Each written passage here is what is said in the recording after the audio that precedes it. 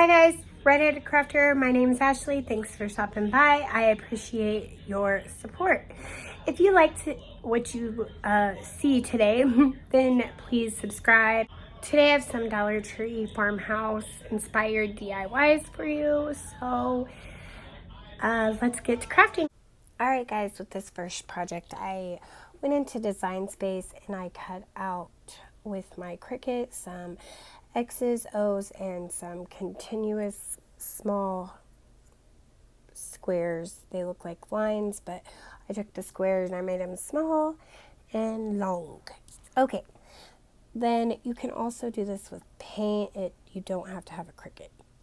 So after I printed off and weeded the inside of everything, I added my transfer tape and then cut each individual X and O out and then the lines out, so they were then by themselves, if that makes sense.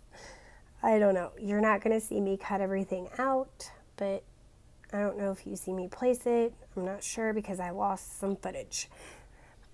But I decided to include this footage of my little interruption. My little grandbaby.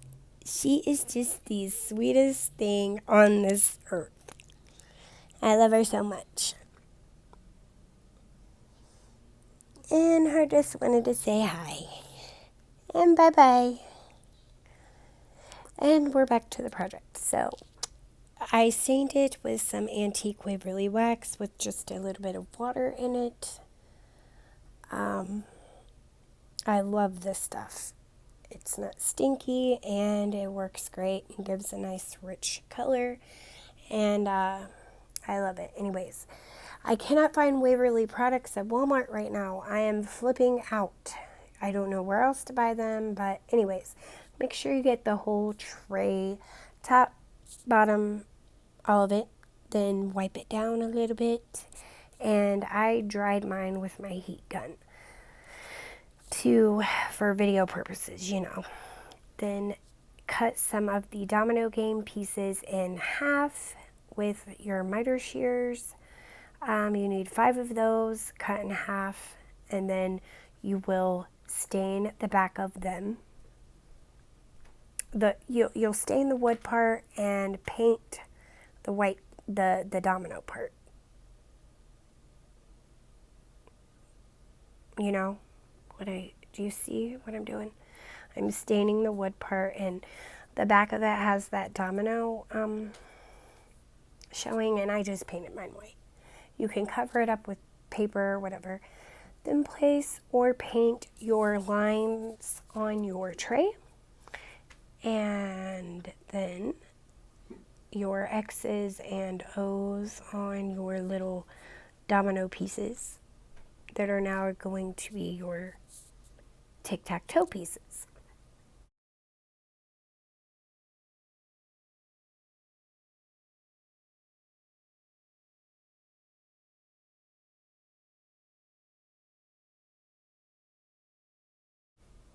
Then I took the little squares from Dollar Tree and added that to the back of the tic-tac-toe pieces with some hot glue.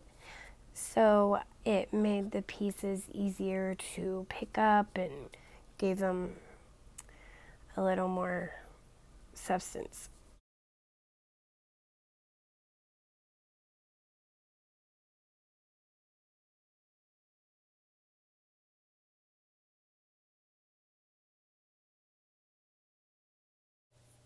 I got the inspiration from Jazz at DIY Home and Crafts.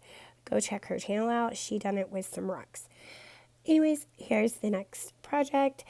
It ended up so cute. I just took my beads, and at first, ladies and gentlemen, I took them one by one by one by one.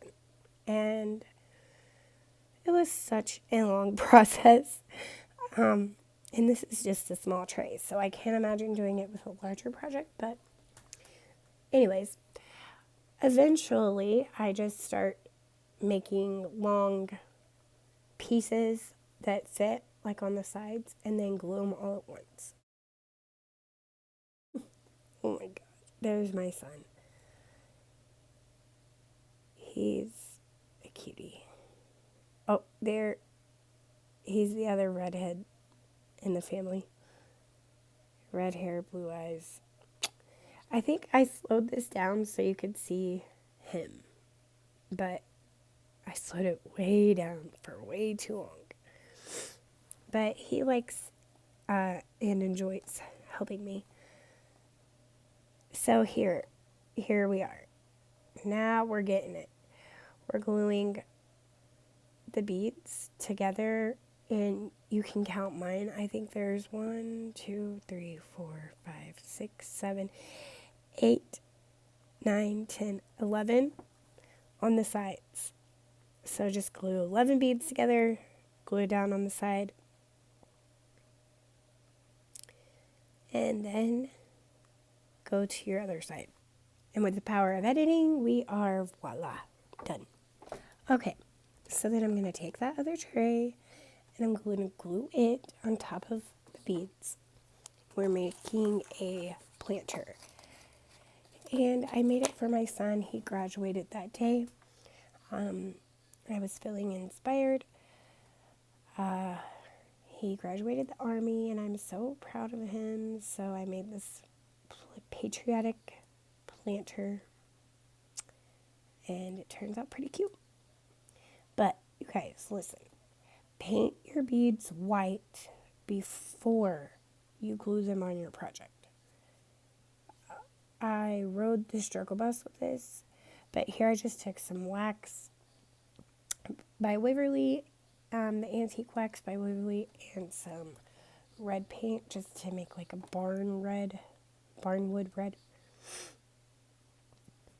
or whatever, a brownish red, I don't know. But, and then I should have used painter's tape to, when I painted the beads, because I paint the beads white after they're glued on the project, guys. Do it before. Please learn from my mistakes. That's why I'm doing this.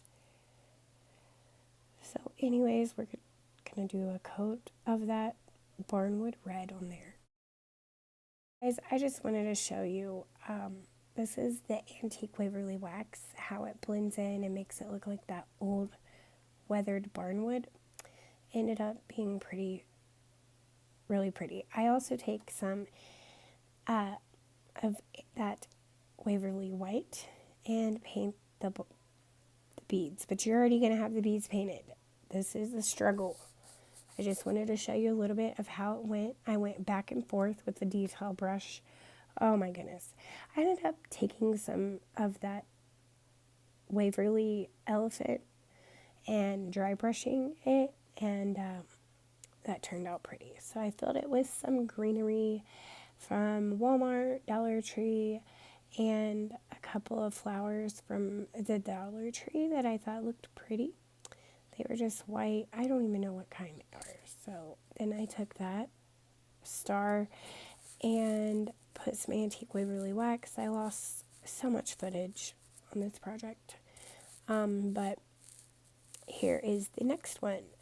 We will take these two signs. The hello is already off. It came off I just like pulled once and it all fell off.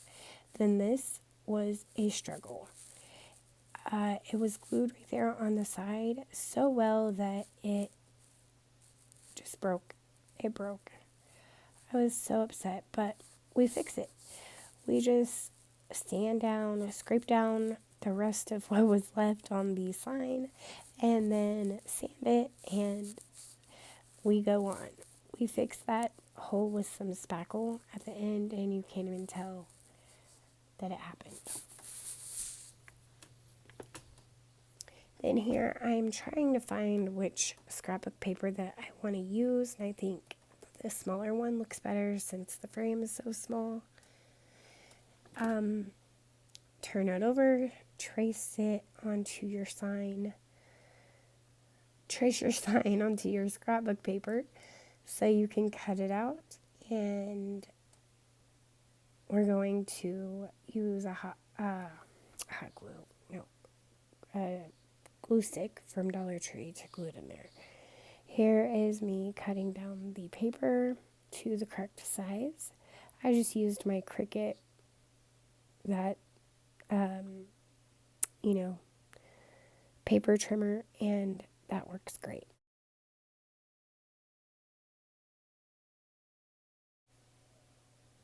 Then once you're done cutting that paper, we're going to take and paint our sign with some antique.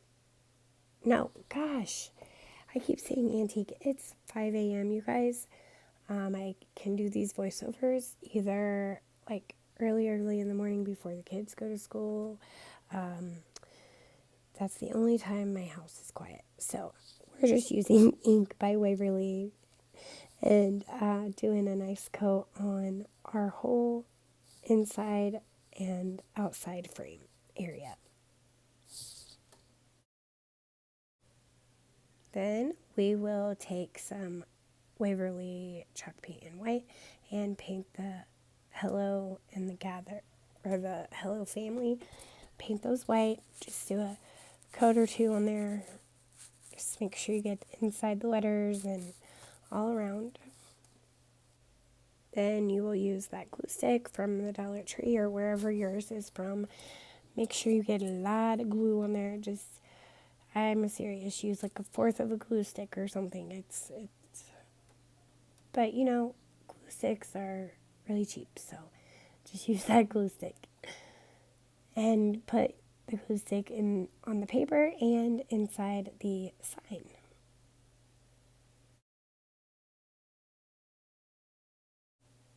Then take your paper, lay it inside the sign, and it should fit nicely. And let that dry. Oh, I done some Mod Podge over it. You can do glue stick, but I just like the Mod Podge over it. Like, the glue stick is good for applying it, and then the Mod Podge is good for protecting it, in my opinion. You don't have to do this.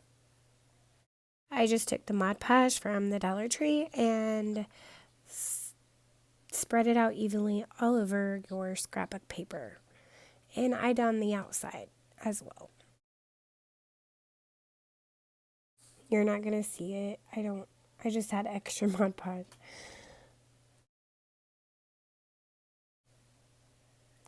Then we take that hot glue, put it all around that sign, and then you're going to lay down your hello piece.